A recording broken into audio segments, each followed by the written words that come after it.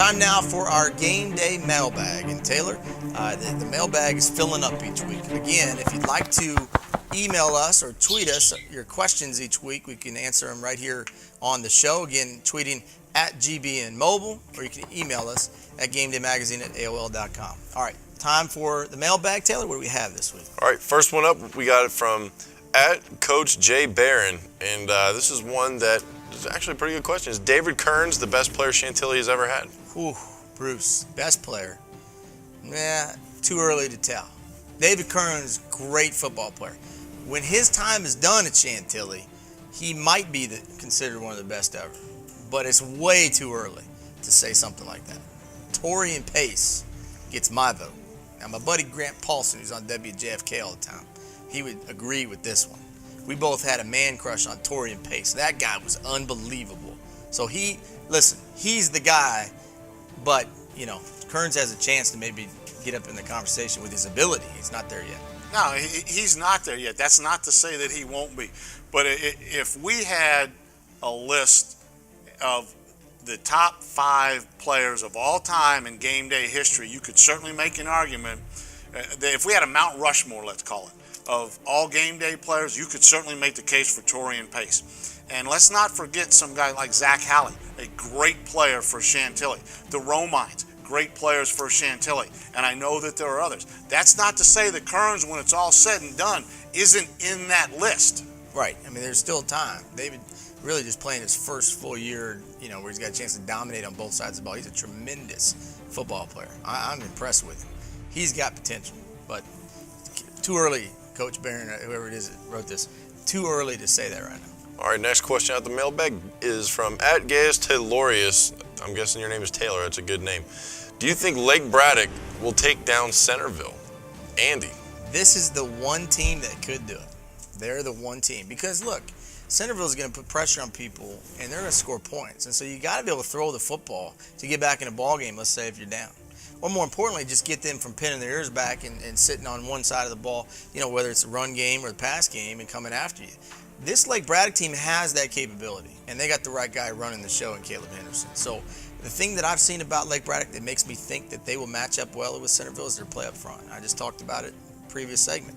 They're as good up front as I've seen anybody this year. So that gives them an even better chance. They run the ball well, they throw the ball well, and in years past, I haven't felt like Lake Braddock was very balanced offensively. They were too heavy on the pass. They couldn't run on anybody. But what they're doing this year, running the football, Trevor O'Brien, it's changed their whole opportunity, in my opinion. So, yes, I'm going to answer the question. Do you think Lake Braddock can take down Centerville? Yes, they're the team that could do it. I don't want to play semantics because I was going to do just that and reread this statement to you. Do you think Lake Braddock will take down Centerville? I think if you change will to can, just like Andy says, I think they can. Will they? I don't think so. I think Centerville has been building for 2 years to get to where they are right now. And I think that this is our moment. Kenny Chesney has a great song out there. It's called This Is Our Moment. If you haven't heard it, go listen to it. If you listen to it, you will adopt it as your theme song if you're a contender from your school. It's wonderful. But as Centerville, this is our moment. It's like they said in Miracle, this is your time, Wildcats. All right, next up, I like this question because I'm a Loudoun guy. At the DC Sports Fan is the one who sent it to us. Hypothetical. This year's Fairfax County All-Stars versus this year's Loudoun All-Stars. Bruce, you're a longtime Loudoun guy. I'm going to throw it over your way. I can't wait to hear this one. Go ahead. That's why I did it. The last time I counted, and that was a few years ago, there were 29 public high schools in Fairfax. I think they've opened a few since then. In Loudoun County, around that time, just a few short years ago, there weren't but 6 or 7 schools. Now we're up to all the way to 13? And of 14. The 13, 14, how many of them are less than 5 years old? A whole bunch of them. Come on now. How fair is this question really? You talk about David and Goliath here. I'm such a homer. I'm taking David. You line me up a Loudoun County All-Star team against Goliath, and we got that little rock and that slingshot thing. We're coming after you. I thought you were going to name off every guy that plays for Briarwoods and Stonebridge and Broad Run. Look, it's Titletown, man. I mean, you could take those 3 teams and put them together and give the Fairfax guys a run, couldn't you? Isn't that what you're saying? I'd agree with that. You're saying they really don't have much of a chance. Now you could give them a run. Listen, Give me a few more schools. You take your best in Loudoun. Okay. And I'm going to take A.J. Turner and Caleb Henderson and let me keep going. DeMornay Pearsonell and Nick Scott. And let me think of a couple other ones. Oh, A.J. Alexander. Yeah, I like my team a lot better. All right, let me pare I love my team. Let me pare Fairfax down to 14 teams for you, and I'll tell you what 14 they are. Well, that's a different story. But we're talking about the all-stars. I think Loudoun could give them a run, but it wouldn't last very long. Well, you take your Loudoun team, and I'll take my Fairfax team, and I'll win every single game. Every game. Now, it depends on who's coaching. If you're coaching, it's a guarantee I'm going to win every game. You know, if there's real coaches coaching, then it could be something. You're making a comparison here of Fairfax to Loudoun, like taking... Hey, I don't know. Look at the start of the question. The San Francisco 49ers playing Dominion over here. He said hypothetical, Bruce. It doesn't have to be accurate. It says hypothetical. What if? What if I could have Caleb Henderson and Scott Walter rotating snaps at quarterback and A.J. Turner and Nick Scott rotating carries at tailback? You don't have guys like that. I'm sorry. You never watch a Disney sports movie? Yes. All right. I'm taking Loudoun County. You got Loudoun County. I got Fairfax. We're undefeated, by the way. It's a great question. This one's from @BoringAssa, and he says, rank the 3 Ashburn teams and show your work. So basically what he's saying is back it up. You can't just have bias here, Bruce. And I know we kind of have a little bit of it. That's all he has is bias. No, but you can make a legitimate case right now.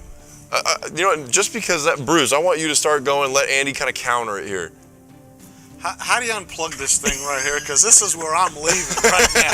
Are you kidding me? You're gonna get a little uncomfortable. Look, we know who wrote this question, and you were just sitting back there laughing because you know I'm sweating bullets up here. You know, exactly. You're doing this to me. All right, I'm gonna do this, and I'm gonna upset a few people, but this is what I'm gonna do, and I'm gonna try anyway to explain my logic here. Okay? This will be good. Despite. And everybody knows how I feel about Briarwoods, and they call me a Briarwoods homer. I'm a Briarwoods homer. I admit it. Yes, I am. No. But you've also been a Broad Run homer. Hold on. I'm not shy about saying it. I'm not embarrassed to say it or anything. I'm not running from it. But 32-0 aside, we've said it. Briarwoods is facing their first real test outside of the playoffs over the past few years this week. You look at Stonebridge and the history, what they have done since they've opened this school the past 13 plus years or 14 seasons.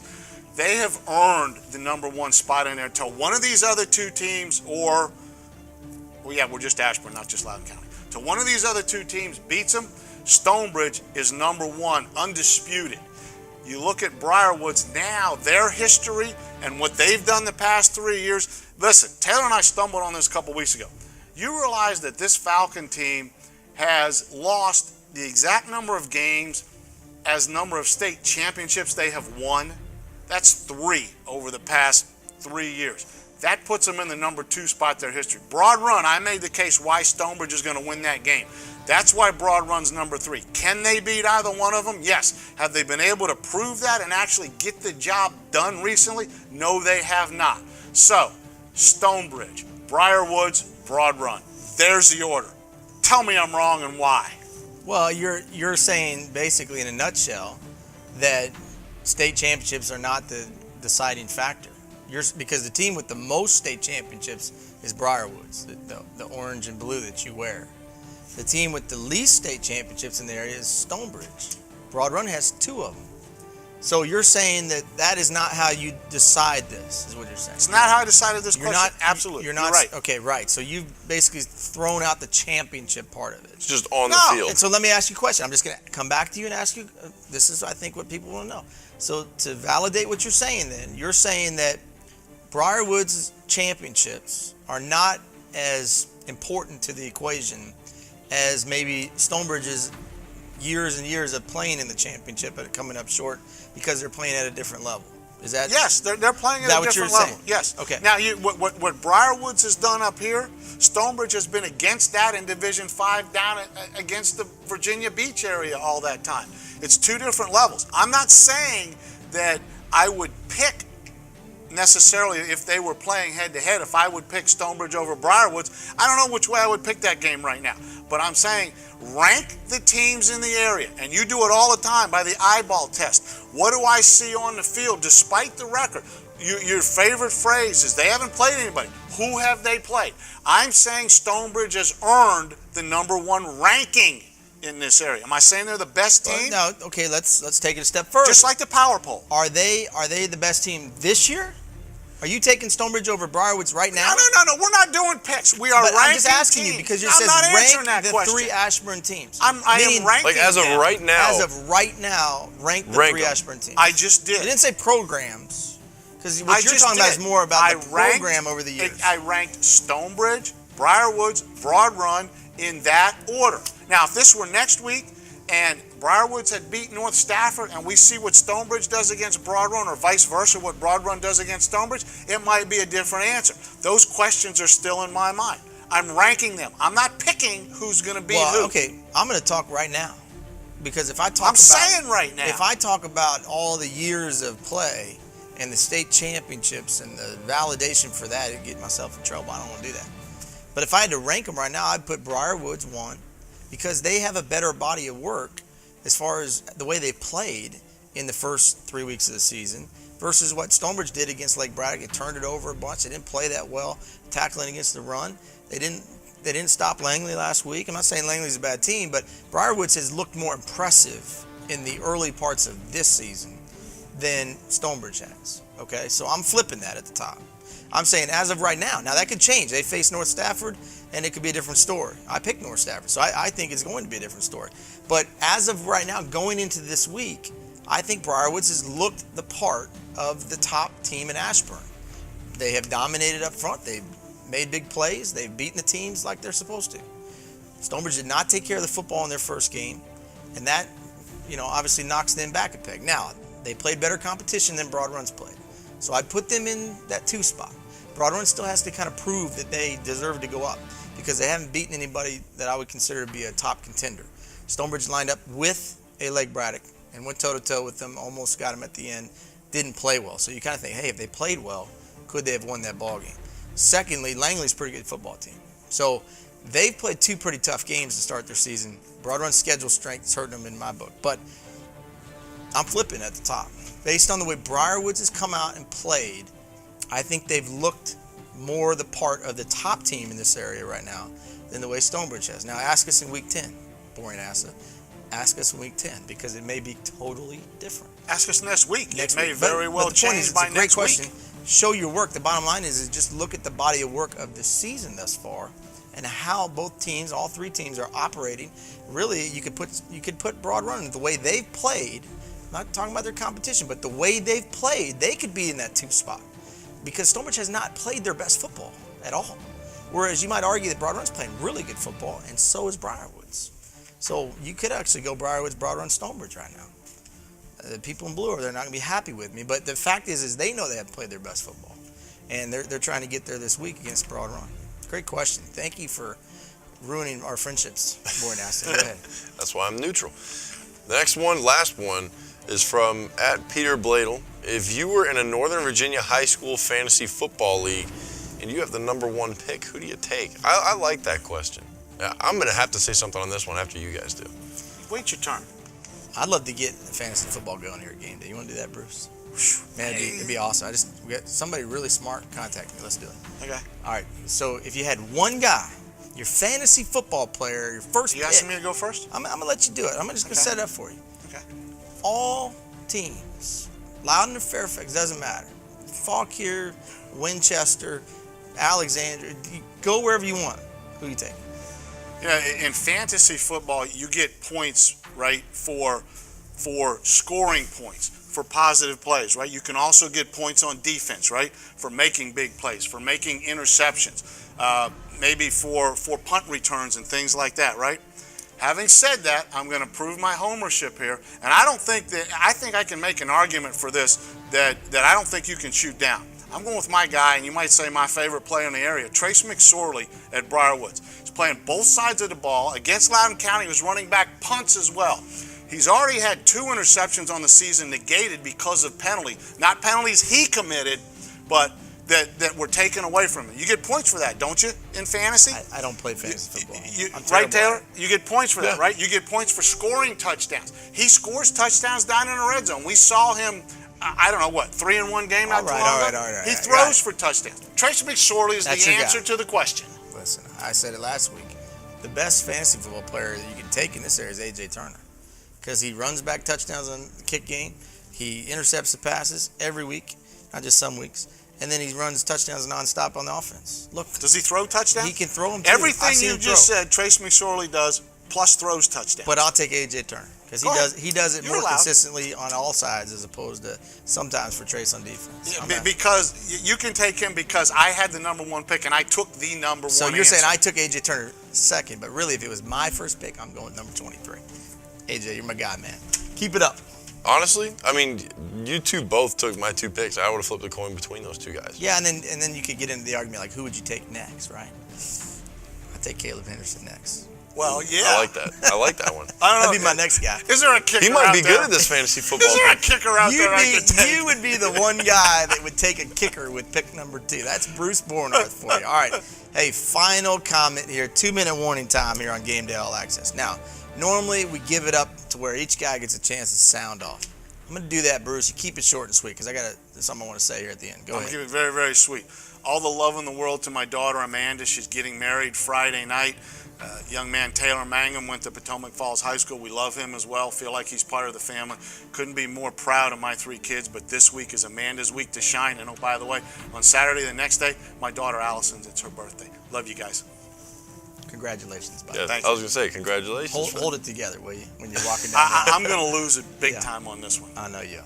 Taylor, your thought. Final All right, thought. Redskins, what are you doing to me? I'm having heart attacks. I mean, this is just a knife in my chest. I know that we talk about football all show long, but this has been on my mind all week. What is going on? I give up. Yeah. I got to stop caring I think so a lot much. of people that followed the Skins have felt that way for a long time. Hey, my final comment is just a congratulations to Jason Dawson and the John Champ Knights on your first win in program history. Listen, when you start a program from scratch, you know right away it's going to be tough early on. And the kids are going to have to overcome unbelievable amounts of disappointment. They are going to be excited, and then they're going to have that excitement trampled because they're not going to win a lot of football games. It took the Knights a season and a couple games to get in the win column. But let me tell you something. All you kids out there playing, this is what it's all about, right? This helmet right here, I'm going to lift this up. This is the team of the week right here. They not only got a win, but they beat Potomac Falls, who was 2-0. They beat them in overtime, 10-7.